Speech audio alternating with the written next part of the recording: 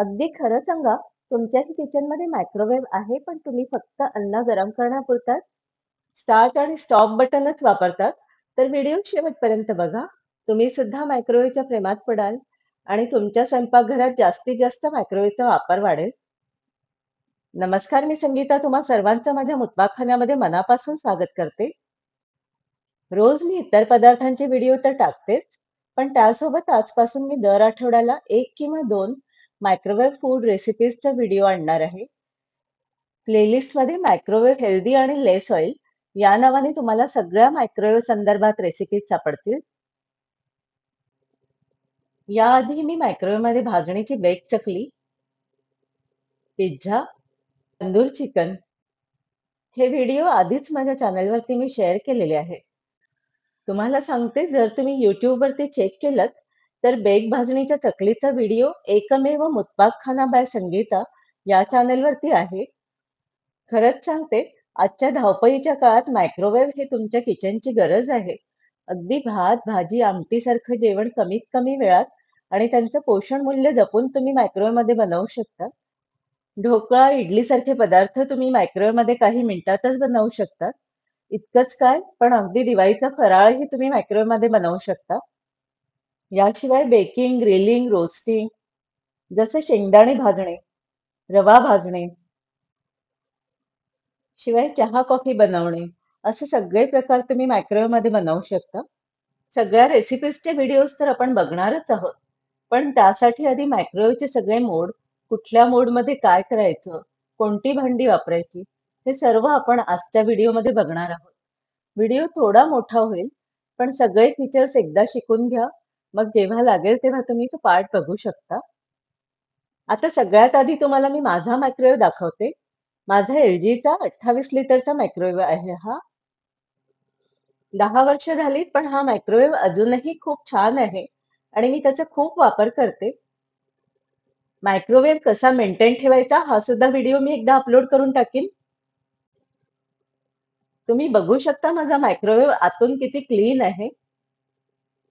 तुम्ही कुठल्याही कंपनीचा मायक्रोवेव्ह घ्या, त्याच्या फंक्शन सारख्याच असतात.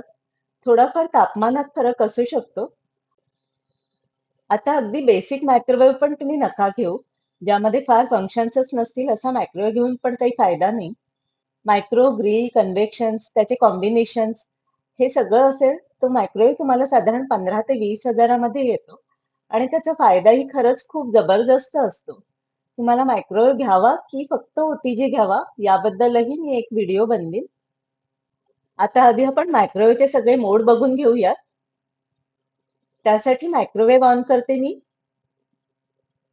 इथे बघा, वरच्या 3 लाईन्समध्ये तुम्हाला मायक्रोवेव्हचे सगळे ऑटो कुक फंक्शन्स अवेलेबल आहेत. प्रत्येक मायक्रोवेव्हमध्ये तुम्हाला असे pre defined auto cook options असतील. आता LG मध्ये त्याचे डिटेल्स बघा, असे आतल्या बाजूला दिलेले आहेत. जसे लो कॅलरी, तंदूर से, किड्स स्पेशल असे सगळे मेनू इथे अवेलेबल आहेत.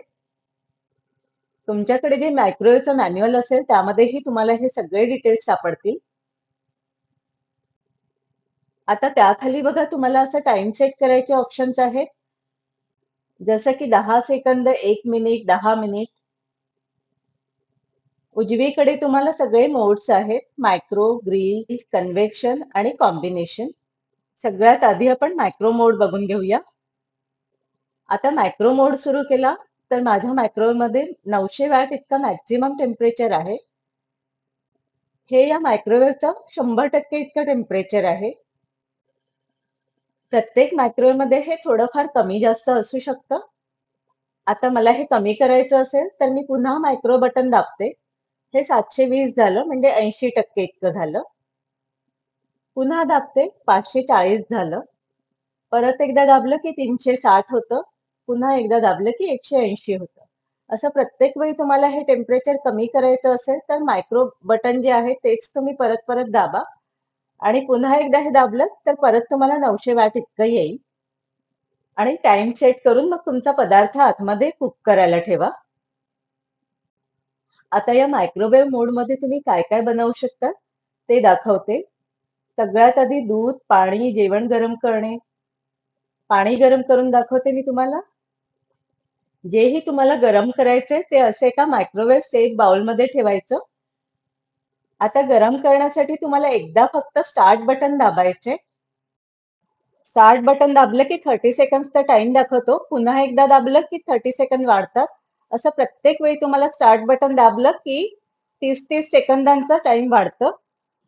आता हवं तर तुम्ही मध्ये एकदा चेक करून घेऊ शकता आणि टाइम तुमचा जिथे असतो तिथूनच तो कंटिन्यू होतो पुढे.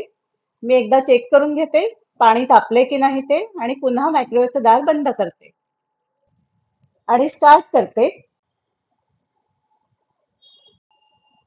जिथे आपला टाइम थांबलेला असतो तिथूनच हे पुढे कंटिन्यू होतं.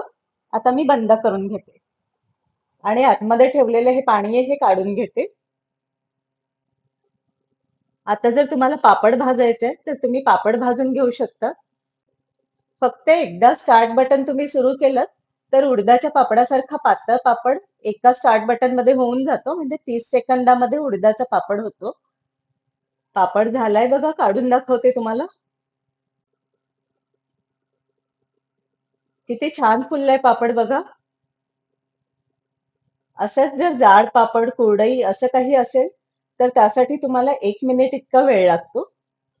डायरेक्ट कुकिंगसाठी तुम्हाला मायक्रो मोड सिलेक्ट करायचं असेल तर वरचं मायक्रो बटन दाबायचं. म्हणजे तुम्हाला मॅक्झिमम टेम्परेचर येतं.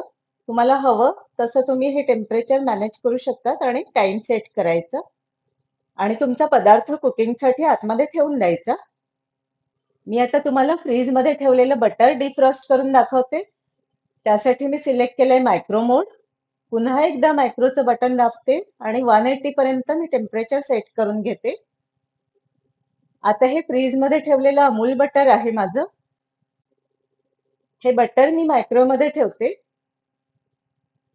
आणि 2 मिनिट इतका टाइम सेट करून घेते. स्टार्ट करते. आता चेक करून घेते. बघा हे बटर छान डिफ्रॉस्ट झालंय. असंच तुम्ही फ्रीजमध्ये ठेवलेली कणी किंवा डीप फ्रीजमध्ये ठेवलेला कुठलाही घट्ट झालेला पदार्थ डिफ्रॉस्ट करून घेऊ शकता.